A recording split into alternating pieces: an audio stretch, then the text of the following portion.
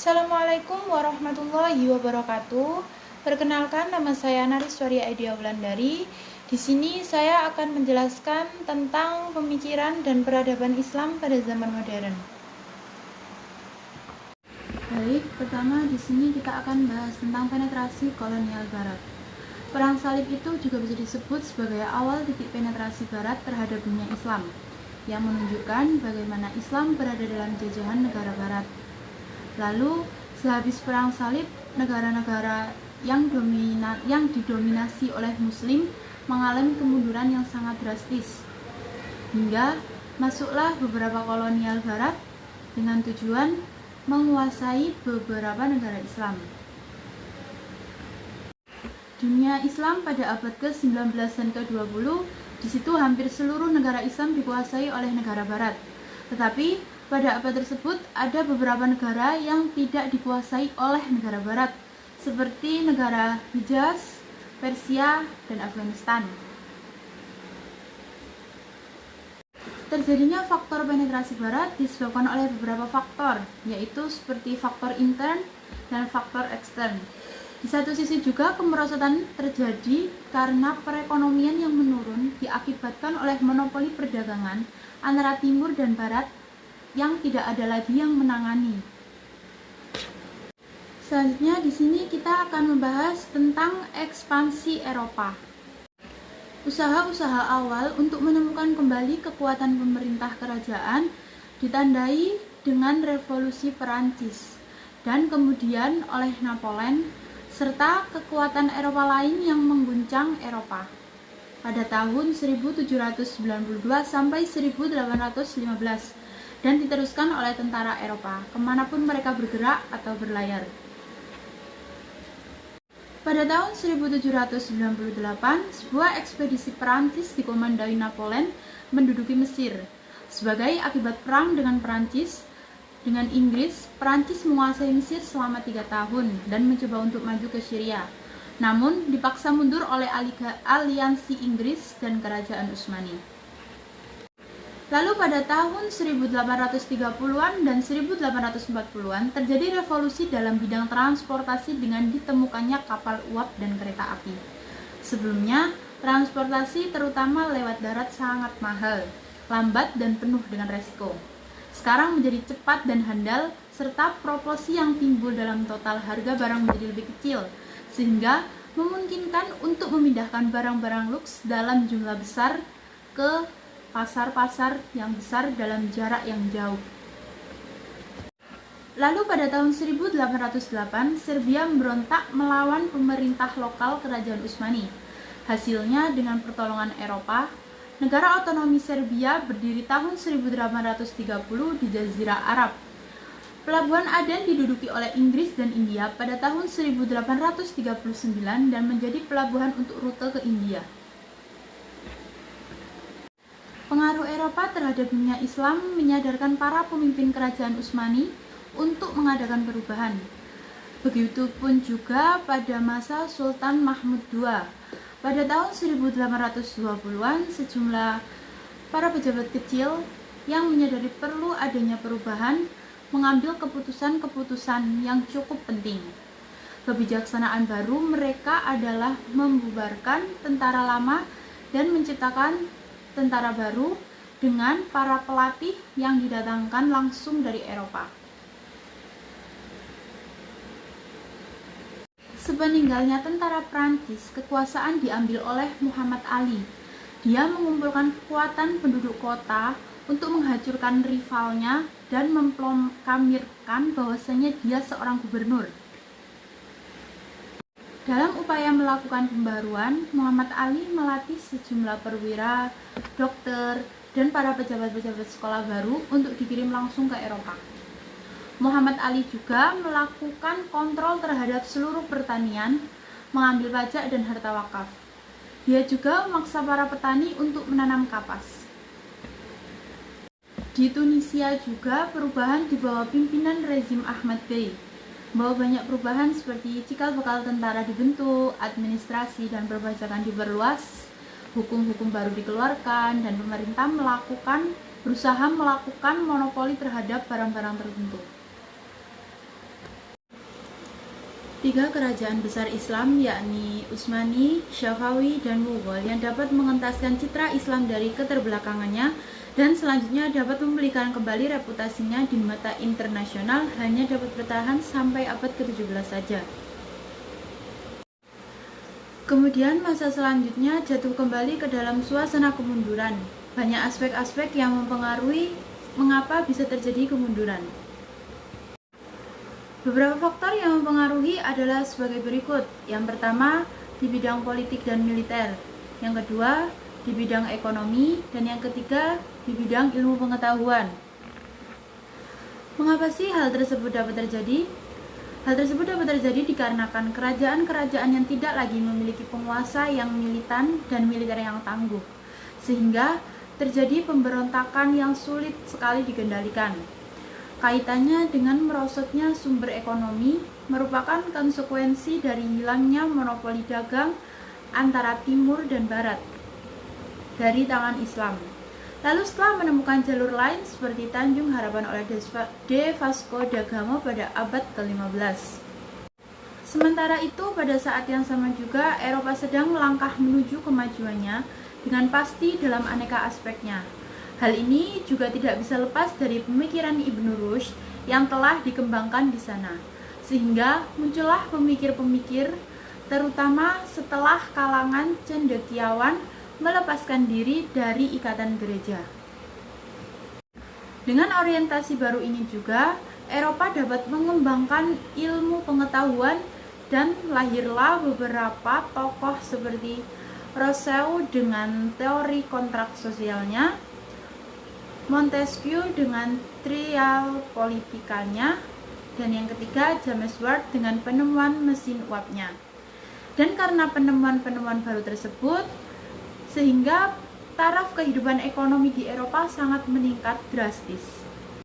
Kemudian karena kemajuan teknologi yang dicapainya, khususnya di bidang militer, sehingga Eropa memiliki modal untuk menanamkan pengaruhnya, bahkan kemudian mendatangi daerah-daerah Islam untuk mencapai kepentingannya. Dengan kondisi kedua belah pihak yang tidak seimbang, Eropa memiliki peluang yang baik untuk mendominasi dunia Islam. Selanjutnya adalah faktor penetrasi Barat atas dunia Islam. Faktor penetrasi dunia Barat atas dunia Islam itu diantaranya ada 4. Yang pertama, faktor politik. Yang kedua, faktor ekonomi. Dan yang ketiga, hubungan antara negara-negara Barat. Dan yang ketiga, faktor Renaissance di Eropa. Yang pertama yaitu faktor politik. Jadi Supriyadi dalam bukunya menuliskan bahwa perang salib yang terjadi antara dunia Kristen di Eropa terhadap dunia Islam menimbulkan akibat penting dalam sejarah dunia. Sedangkan secara ekonomi sendiri, perang salib telah menambah lapangan perdagangan, mempelajari kesenian, penemuan penting, tumbuh kembang di dunia industri. Kegiatan pasca perang salib juga mengarah pada perkembangan kegiatan maritim di Laut Tengah. Karena perang salib juga membuat orang-orang muslim kehilangan berbagai daerah yang awalnya dikuasai oleh orang Islam, kemudian jatuh ke tangan orang Kristen yang sukar untuk dikembalikan. Jadi secara politik ini perang salib telah terjadi penaklukan dan penetrasi yang dilakukan negara barat untuk merebut wilayah Islam. Yang kedua yaitu faktor ekonomi. Secara ekonomi sendiri, penemuan rute perjalanan sekitar Tanjung Harapan oleh Vasco da Gama, pembukaan jalur perdagangan baru juga membawa akibat kemunduran luar biasa bagi para pedagang muslim. Karena pedagang Eropa dengan segala kemajuannya yang telah dimilikinya dan perdagangan melalui jalur darat menjadi tidak berguna lagi, dikarenakan perdagangan melalui Afrika yang dirintis oleh Portugis jauh lebih murah. Persaingan ketat antara negara barat disebabkan karena adanya persaingan antara negara-negara barat untuk memperluas daerah kekuasaannya masing-masing. Selanjutnya, faktor Renaissance di Eropa. Faktor lain dari penetrasi dunia barat atas dunia Islam adalah kemajuan berbagai bidang dalam ilmu pengetahuan yang telah melampaui dari apa yang telah dicapai umat Islam pada abad sebelumnya.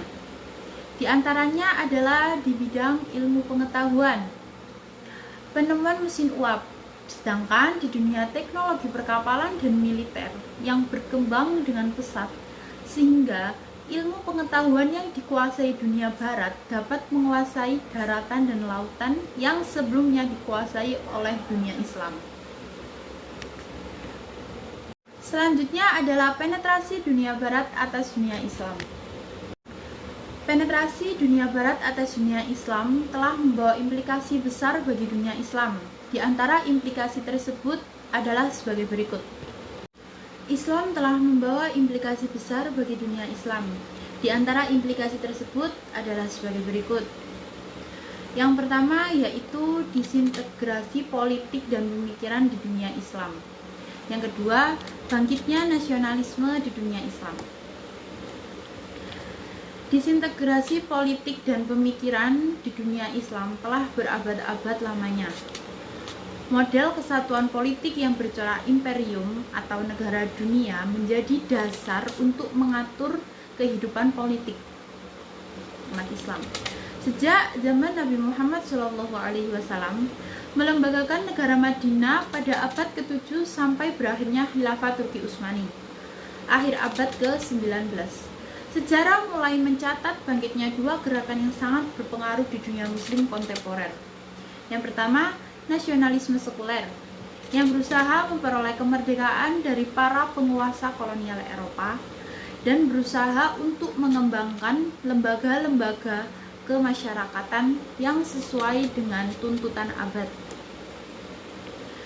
Dan kedua, gerakan Islam yang memiliki tujuan sama dengan nasionalisme sekuler, tetapi berbeda dalam cara bagaimana masyarakat harus direformasikan.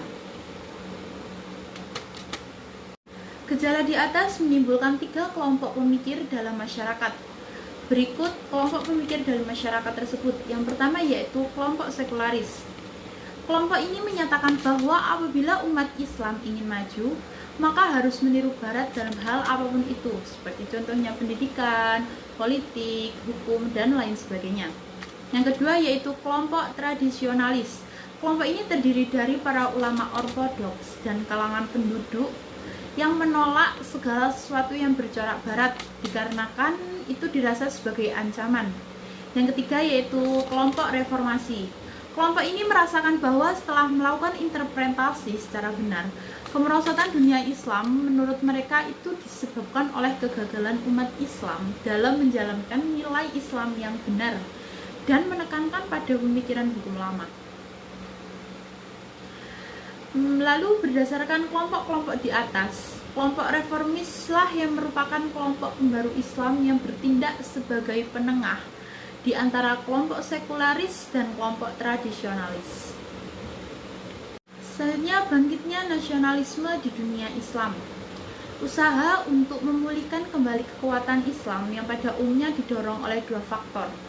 Yang pertama yakni pemurnian ajaran-ajaran Islam dari unsur-unsur asing yang dipandang sebagai penyebab kemunduran Islam. Yang kedua, menimba gagasan-gagasan pembaruan dan ilmu pengetahuan dari Barat. Hal ini tercermin dalam pengiriman para pelajar muslim oleh penguasa Turki dan Mesir ke negara-negara Eropa untuk menimba ilmu pengetahuan, dan dilanjutkan dengan gerakan penerjemahan karya-karya Barat ke dalam bahasa mereka.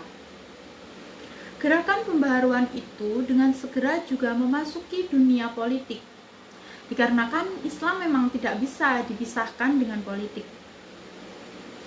Gagasan-gagasan politik yang pertama kali muncul adalah gagasan pan-islamisme atau persatuan umat Islam seluruh dunia, yang pada awalnya didengungkan oleh gerakan Wahabiyah dan Sanusiyah. Namun, gagasan ini baru saja disuarakan lantang oleh tokoh pemikir Islam terkenal, yaitu Jamaluddin Al-Afghani. Tetapi gagasan pan-islamisme cepat redup, terutama setelah Turki Utsmani bersama sekutunya Jerman kalah dalam Perang Dunia I dan kekhalifaan dihapuskan oleh Mustafa Kemal.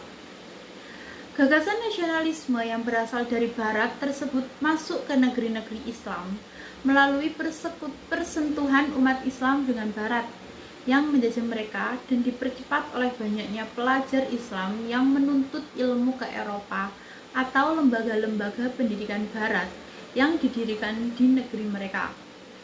Gagasan-gagasan kebangsaan ini pada mulanya banyak mendapat tantangan dari pemuka-pemuka Islam dikarenakan dipandang tidak sejalan dengan semangat ukhuwah Islamnya. Akan tetapi, gagasan-gagasan ini berkembang dengan cepat setelah gagasan pan-Islamisme redup. Di Mesir, benih-benih nasionalisme juga tumbuh sejak masa Al-Tahtawi San Jamaluddin Al-Afghani. Tokoh yang terkenal yang memperjuangkan ini adalah Ahmad Urabi Pasha. Di India juga, sebagaimana di Turki dan Mesir, pan-Islamisme juga mendapat pengikut. Salah satu pelopornya adalah Syed Amir Ali. Sekian dari saya, mohon maaf apabila banyak kurangnya. Terima kasih telah menonton videonya sampai selesai. Wabillahi taufiq wal hidayah wa ridha wal inayah. Wassalamualaikum warahmatullahi wabarakatuh.